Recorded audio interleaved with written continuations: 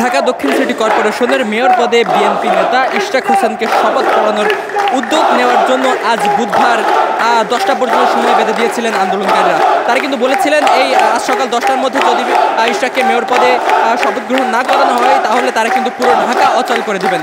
পাশাপাশি ডিএফসির 5টি কর্মচারী ইউনিটের তরফ থেকেও কিন্তু বজ্র অপসারণ সহ নাগরিক সেবা পুরোপুরি বন্ধ করে দেওয়ার হুঁশিয়ারি কিন্তু তারা দিয়েছিলেন। দর্শক, আপনারা কিন্তু ইতিমধ্যে জানেন ইশরাককে মেয়র পদে বসানোর দাবিতে গত 14 মে থেকে আমরা ঢাকাবাসীর ব্যানারে শত শত নাগরিক নগর ভবন অবরোধ করে আন্দোলন চালিয়ে আসছে। এতে কিন্তু যোগ দিয়েছেন বিভিন্ন সংস্থার কর্মকর্তাবৃন্দ।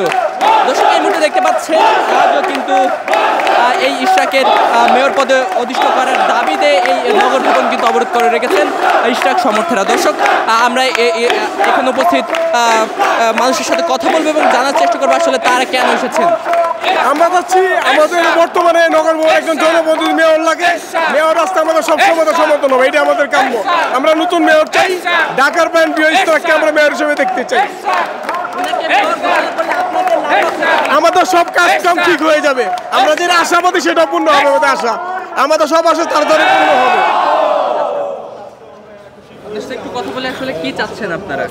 আমাদের দাবি হচ্ছে যে আমরা এই জনাব ইশরাক হোসেন সাহেবকে মেয়র হিসেবে চাচ্ছি এই মুহূর্তে, যেটা হাইকোর্ট অলরেডি ঘোষণা দিয়েছেন যে পূর্ববর্তী যে নির্বাচন হয়েছিল সেটা অবৈধ ছিল এবং পরবর্তীতে হাইকোর্টের রায় অনুযায়ী ইশরাক হোসেনকে মেয়র ঘোষণা দেওয়া হয়েছে। এখন সেই মেয়রকে শপথ নিতে কেন বাধা প্রদান করা হচ্ছে, এটার বিরুদ্ধে আমাদের কর্মসূচি অবস্থান আজকে আমরা এখানে নিয়েছি এবং আমাদের পরবর্তী কার্যক্রম হবে যদি ইশরাক হোসেনের পক্ষে আজকের রায় না আসে তাহলে আমরা সম্পূর্ণভাবে কর্মবিরতিতে যাব।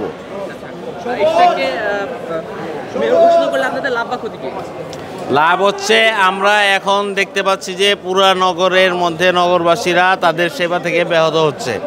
ঠিক আছে, আমরা চাই না নগরবাসীকে কোনো ধরনের কোনো কষ্ট দিতে, আমরা আমাদের কার্যক্রম চালিয়ে দিতে চাই, এটাই আমাদের ন্যায্য দাবি এবং ঢাকাবাসীকে আমরা সঠিক সেবাটা প্রদান করতে যাচ্ছি এবং সেই জন্য আমাদের একজন নগরপিতা দরকার, জনপ্রতিনিধি দরকার, আমাদের একজন নির্বাচিত মেয়র দরকার, সেটাই হচ্ছে আমাদের। জি, কতদিন যাবত অবস্থান করছেন? আমরা আজকে 4 দিন যাবত এখানে অবস্থান করতেছি। আমরা এখান থেকেই আমাদের কর্মসূচিগুলো পালন করে যাচ্ছি। এই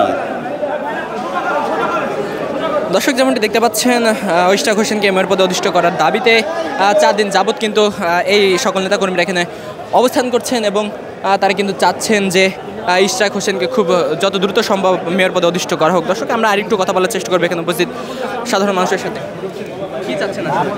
আমাদের দাবি একটাই, আমরা ঢাকার মেয়র দক্ষিণের ইশরাক হোসেনকে মেয়র হিসাবে অনতিবিলম্বে দেখতে চাই এবং এই উদ্দেশ্যে আমরা সবাই এখানে একত্রিত হয়েছি। আমরা মনে করি ইশরাক হোসেনকে যত দ্রুত ঢাকা দক্ষিণের মেয়র হিসাবে ঘোষণা করা হবে তত দ্রুতই এই ঢাকা দক্ষিণের এলাকাবাসীর দুর্ভোগ অনেক সহজতর হবে এবং ওনার যদি সহজভাবে কাজ করতে পারেন আশা করি আমাদের সবাই উপকৃত হবে এবং দক্ষিণ সিটি কর্পোরেশন সামগ্রিকভাবে অনেক উপকৃত হবে।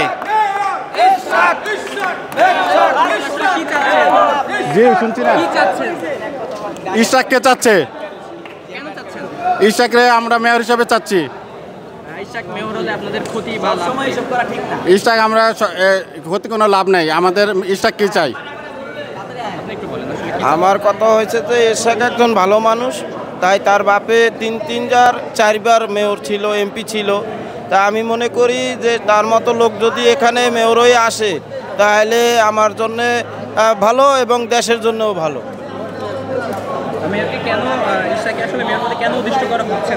উনি ভালো লোক তার জন্য।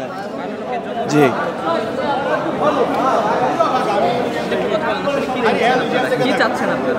আমরা চাচ্ছি বিগত দিনে ফেসিবাদের আমলে যে নির্বাচনে জনতার ভোটে আমাদের ঢাকা দক্ষিণ সিটি কর্পোরেশনের সুযোগ্য মেয়র ইশরাক হোসেন নির্বাচিত হয়েছিল, এই ফেসিবাদ সরকারের কারণে সে তার ন্যায্য পাওনা ফিরে পায় নাই। কিন্তু আদালত থেকে রায় পাওয়ার পরেও এই ফেসিবাদদের দোষর তারা তাদের এই রায়ের বিরুদ্ধে ষড়যন্ত্র করে ইশরাক ভাইকে মেয়রের পদে বসতে যে তালমাটাম যে পরিস্থিতি সৃষ্টি করেছে, এই পরিস্থিতি থেকে উত্তরণের মাধ্যমে এই ঢাকা দক্ষিণ সিটি কর্পোরেশনের সর্বসাধারণের কল্যাণ সাধিত হয়। এই জন্য ইশরাক ভাইকে ঢাকা দক্ষিণ সিটি কর্পোরেশনের মেয়র হিসেবে আমরা দেখতে চাই। এই দাবি নিয়ে আমরা এখানে আজকে উপস্থিত হয়েছি।